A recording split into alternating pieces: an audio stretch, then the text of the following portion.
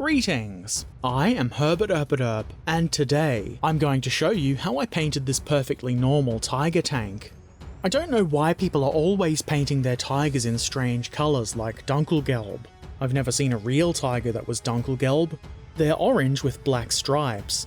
Everyone knows that. This model is the 28mm scale Tiger 1E in plastic from Warlord Games and Italary. Mine was in the Italary boxing. If you would like to see the build video for this model, there's a link in the description and in the upper right corner of the video now. Let's get started, as always, by priming the model. I've used black primer here, probably Stynylrez, but I've forgotten which I actually used. It's not super important anyway. I thought I would start the base coat with Vallejo model colour Amarantha Red. Bear in mind that I'm not really sure what I'm doing here. I just figured I would experiment a bit until I got a colour I was satisfied with. I don't know whether I thinned this too much or if it's just the colour, but after doing a few coats I wasn't really satisfied with the coverage. Though I suppose it kind of worked as a base for the next colour I tried, which was Vallejo model colour Scarlet. This looked pretty good to me and gave a nice solid coating, probably in conjunction with the Amarantha Red. I may very well have had difficulty getting good coverage with this over black as well. Maybe priming in white or grey would have been a better choice. Oh well, we're here now. This is obviously more of a red colour than orange, so let's keep going. I made a mix of roughly 50-50 Scarlet and model colour German orange. I sprayed this as a kind of highlight, mostly applying it to edges and upper areas.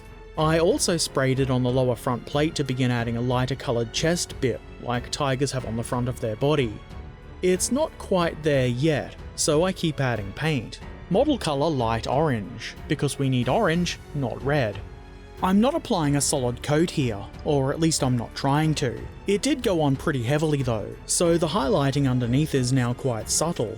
That's okay, I think it's better that way. Then I thought it might be a good idea to add a further highlight with a mix of roughly 4 parts light orange to 1 part German orange.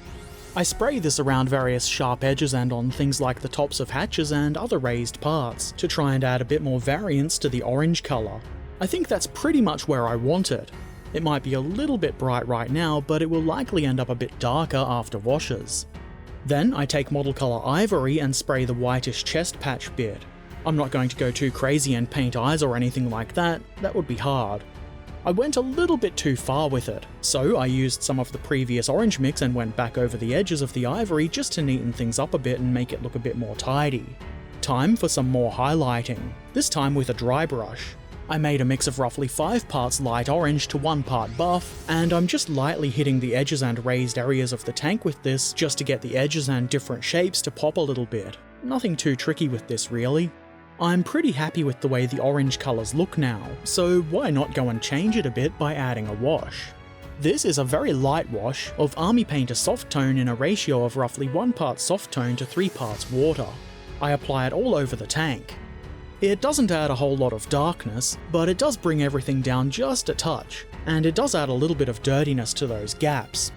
I'm not going for a dirty tank here, so going pretty light with this kind of thing seems a good idea to me. Now for the part that makes it a tiger. I take Vallejo model Air Black and brush on some tiger stripes. I googled some pictures of tiger patterns for references and just kind of went with what I thought looked tigery. I'm going slowly and carefully because making a mess with black paint on a light colour seems bad. Fixable but annoying. Once I had the turret done, I took it off the shot glass painting mount and attached it to the hull. I used it as a reference and painted the beginnings of the stripes onto the hull. This way it should look consistent when the model is complete, at least when the turret faces forwards. This was a bit time consuming. A bit is actually an understatement really, it took a good chunk of time. And I'm not sure how much it really looks like tiger stripes, but the effect is there and I'm pretty happy with how it's turned out. It actually looks like some kind of dazzle camo. It might even be effective in some places. I guess that's why tigers are coloured the way they are, it's effective where they live. Next I added some gloss varnish in the places I wanted to add decals. Even though it's painted like a tiger, I still thought some markings would be nice. I'm sure you all know how decals are applied, so I won't go too in depth here.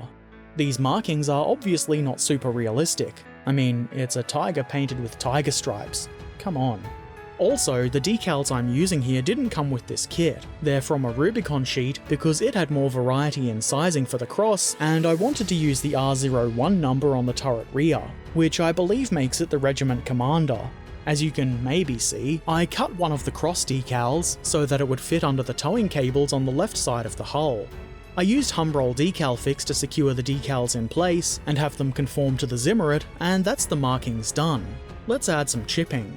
I decided that minimal chipping would be best here, and for once in my life I managed to not go too heavily with it. I'm doing the simple sponge chipping method that I usually do. I have made a slightly more in-depth video about this, so I don't have to keep repeating myself, and you can find the link to that in the description or in the upper right corner of the screen now. I was actually kind of impressed with myself at not going overboard with the chipping. Good work, me. Moving right along, it's time to add some colour to the detail-y bits.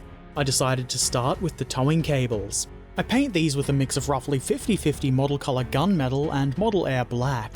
I guess this is kind of becoming a standard for things like guns and other metal-y things for me.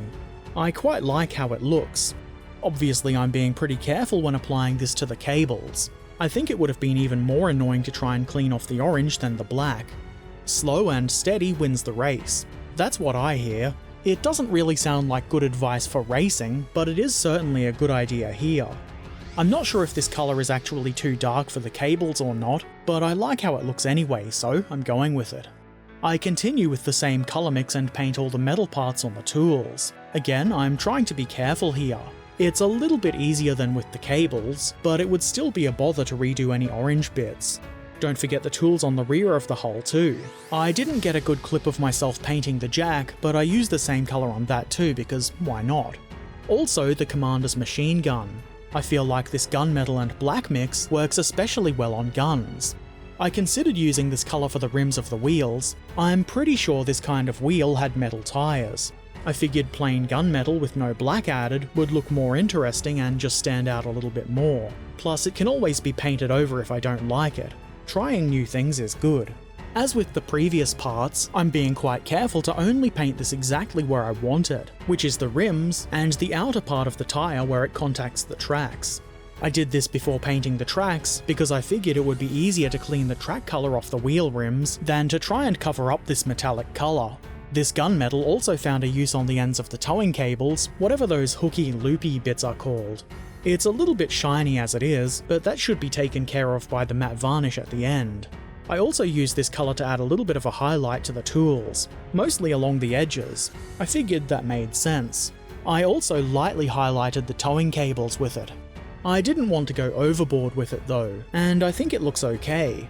It's obviously going to be less shiny once the tank is finished. Then I painted the tracks. I start with a bigger brush to make it quicker and easier to cover the larger areas of track. Why spend hours with a tiny brush when you could do it faster with a big brush? You can see that I'm leaving a fair bit of unpainted space around the road wheels. And it's important to remember the upper areas of the track too. Somebody might see that and you don't want them to be unpainted. Then, as you might expect, I use a smaller brush and paint the areas around the road wheels and guide horns and things like that. Anything that I didn't get with the bigger brush. Obviously I'm using the same colour here, just a smaller brush. It's pretty easy to get this neatly around the wheels, but I'm still going fairly slowly and carefully. I like to avoid having to fix mistakes if I can. I'm sure most of you do too. Don't forget to paint the spare track links on the turret sides. It would be kind of silly to leave those unpainted, wouldn't it? These are pretty easy to do, though you should be careful. They're not connected to each other, so there should still be some orange visible between them. The result is very tracksy, I guess. I then add a highlight by dry brushing on some model colour London Grey. This is mostly just to add some interest and colour variation when I apply the track wash later. Doesn't quite look so good right now. I mostly want it to go along the raised edges, and a little bit along the flat inside surface of the tracks too, just because. Now it's time to paint the woody bits. Woody. Like this jacking block. The colour I've used here is model colour Beige Brown. I think this is a pretty nice colour for wooden handles and stuff like that. I wasn't entirely sure if the wooden part of the jacking block should be visible on the sides or not, or if that holder is a solid plate, but I've painted the wood colour on the sides anyway. I thought it would look better that way. I've obviously used the same colour on all of the other wooden parts too, like the handles for the hammer, axe, shovel and wire cutters. Also what I'm assuming are gun cleaning rods that sit between the towing cables. The only problem with this colour I think is that it doesn't really stand out. But I guess on a tank, even one painted like a tiger, you don't really want anything that stands out too much. I then painted the exhaust thingies on the inside of the cowlings at the rear. On these I used model colour mahogany. This should work nicely as a base for some rusty colours later on. I used the same colour to paint the stock on the commander's machine gun. I wasn't really sure how far forward the wood colour should go, but I figured this was near enough. Then it's time to apply some washes. I started by applying some dark tone around the inner part of the wheel rims. I figured that would give some depth and hide a few mistakes in those recesses. This is mixed roughly 3 parts dark tone to 1 part water.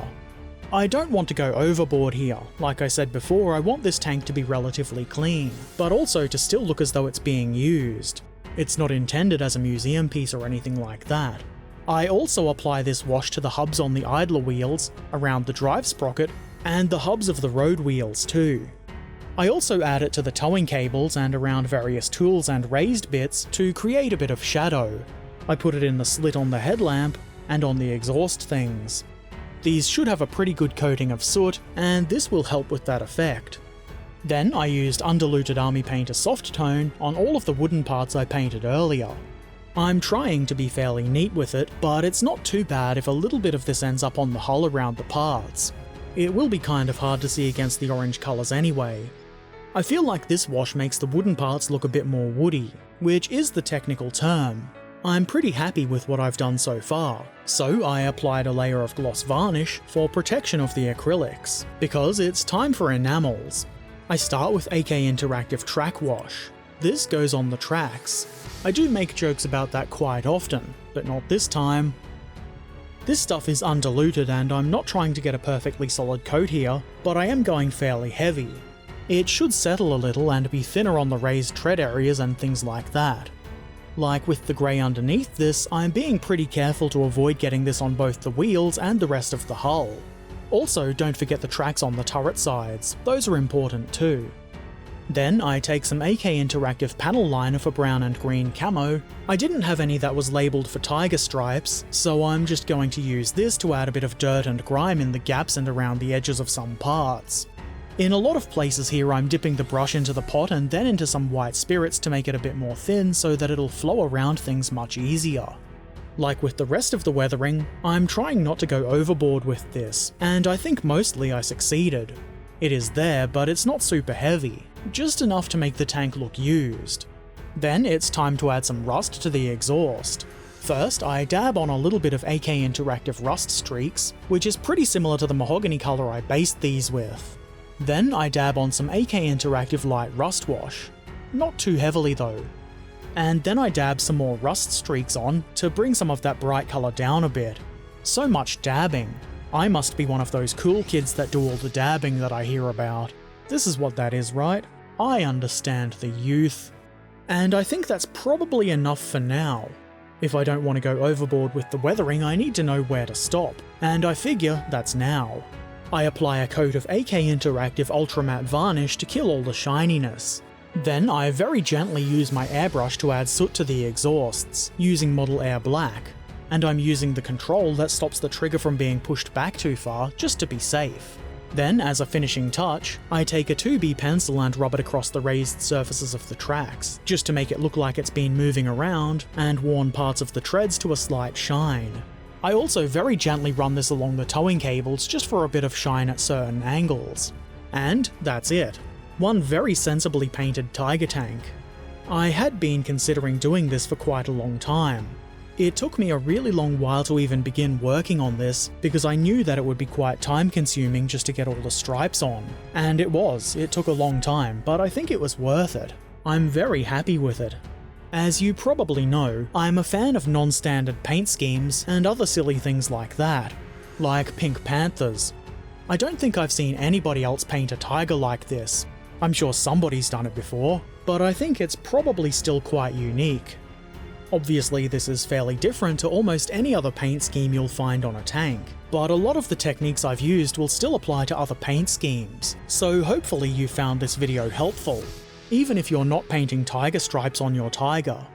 If you're interested, there's a list of all the colours I've used in the description below.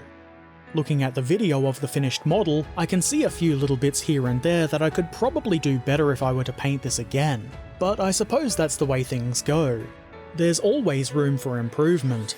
It's not very likely that I will be painting another one of these, but there's still lessons learned from it, and if you're not learning, you're, insert inspirational phrase here? I've got nothing. Anyway, I think this is pretty cool. What do you think? Do you like the tiger-striped tiger? Or do you take tanks too seriously and think tiger stripes are outrageous?